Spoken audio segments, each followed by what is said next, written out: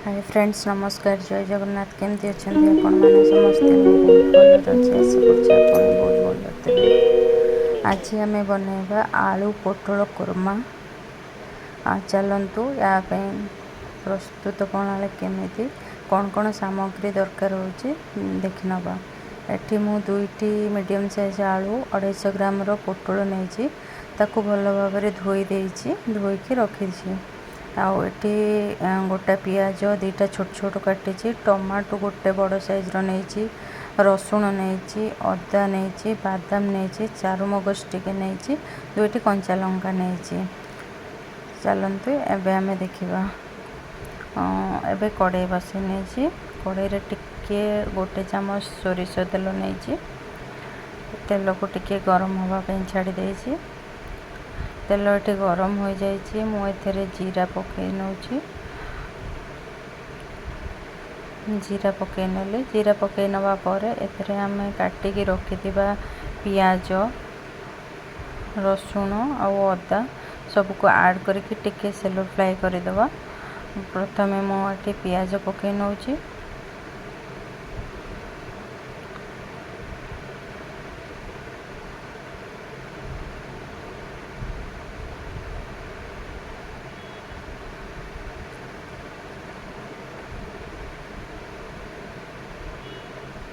पियाज को एबे टिके भाजीदबा। तापर रसुण पकई नवा छड़े रखि रसुण आउ अदा को ऐड कर नवा ताको टिके भाजी नवा।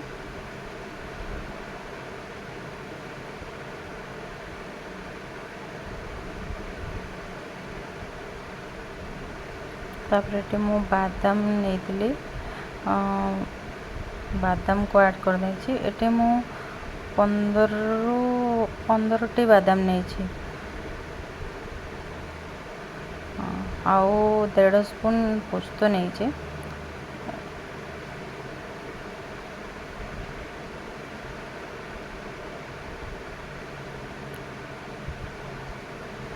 पोस्त को भी मुझे ऐड कर नहीं जाइए आउ काटिक रखिथिबा दुईटी कंचा लंका सबको टिके सेलो फ्राई कर दूची टिके भाजी होगा पर आम एथरे काटिक रखिथिबा टमाटर को भी ऐड करदेले। एटी मु गोटे टमाटर नहीं बड़ साइज सबको मिसई टिके सेलो फ्राई कर देनवा। जदि आपण मानक मो वीडियोटी भल लगे तेबे लाइक शेयर एंड सब्सक्राइब करदेवे। आशा करुँची वीडियोटी आपन को भल लगे यही भाव में आपन थे घरे बनईकि भी खाई पारिबे।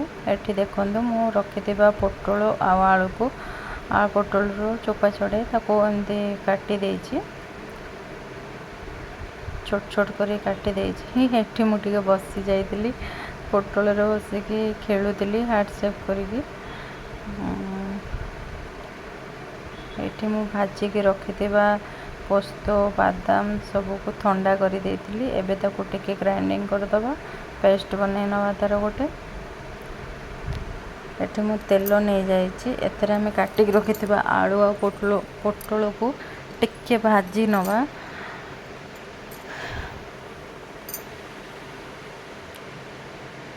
तो मु आलू आ पोटल को आपण एठी चाहिले भी पोटल आलू को छाणी दे पारि थांते मु भाजी नहीं हल्का टिके तेल रे टिके भाजी देइतिली। पोटल मोर एठी आउ टिके हेई थांदा जेहेतु आलू पोटल मो सांगरे करितिली तो मु एबे काढी देली। एठी मु टिके तेल नेली तेल रे टिके चीनी ऐड करदेली चीनी टिके मेल्ट होला पर मु एठी गोटा मसला यूज कर नै जाइछि गरम मसला ता सहित टिके हेंगू भी पकेछि तेजपत्र पकई देली। ए सब टिके हो गला पर देखो आमर ये हो गलानी। एबे मु से टिके लंका गुंड पकईदेली एटा राग लंका गुंड नुह एटा मु निजे घरे बनईथिबा लंका गुंड कलर एठी मु बनईकी रखिथिबा पेस्ट मसला जो आपन देखौतले ता प्योरटा एठी मु देदेली ताको एबे मिक्स करदेले। आको एबे भल से तेल छाड़ीबा जाए तार कंचा स्मेल जीवा जाए ताको आमे भलसे पूरा मिक्स करवा। आ जेहेतु आमे पोस्त और बादाम ऐड करें से टिके लगी जीवो, तेणु आपण कंटिन्यूअसली टिके तेल छाड़ा जाए मसला है जाए एमती गोलौथिबे ताकू, नले से तले टिके लगी जाए।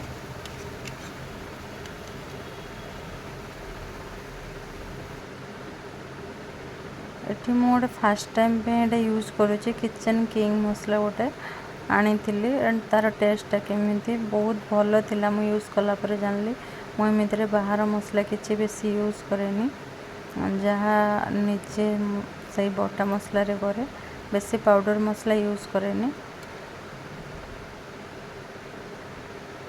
से मसला पकईदेली एथरे मु टिके हल्दी पाउडर यूज करदेली, जोटा कि मु वीडियो रे देखिए पारनी। देखते साइड रू तेल छाड़ा स्टार्ट हो गलानी, मसला आमर एबे हो गलानी। देखंतु पूरा केमती साइड रू सब तेल छाड़िलानी। एबे आमे भाजिकी रखिथिबा आलू आउ पोटल को एथरे ऐड करदबा। ऐड करके ताको भल भाव में कषिबा पई छाड़ीदबा। भलसे गोलैकी ताको टिके भलसे कषिबा। आउ ताको घोड़े भी टिके समय मु रखिथिली सिझिबा पई।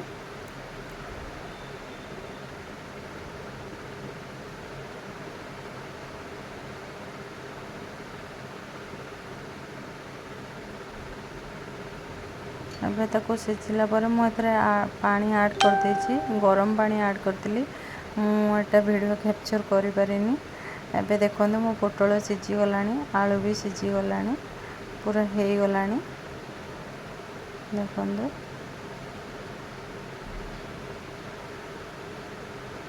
आलू और पोटल मोर हो गलानी। आपण जदि चाहिए कम ग्रेवी रखिबा पई तो आपण कम पानी देके ताको ग्रेवी का गोटे मारिपारे। जेहेतु मुझे भात सहित खाइबे से टिके मु अधिक रखी ग्रेवी। आउ मुझे धनिया पत्र कटा ऐड करदेली। एबे मोर आलू आ पोटल कोरमा रेडी हो जाइए। आशा करुच्ची आपन को यहाँ भल लगे। आपण मैंने भी एमती ए वे थे बनईकि टेस्ट करंतु आ केमिति लागिला कमेंट रो मते निश्चय जनइबे। वीडियोटी आशा करुच्ची भल लगी। रोचे थैंक यू, धन्यवाद।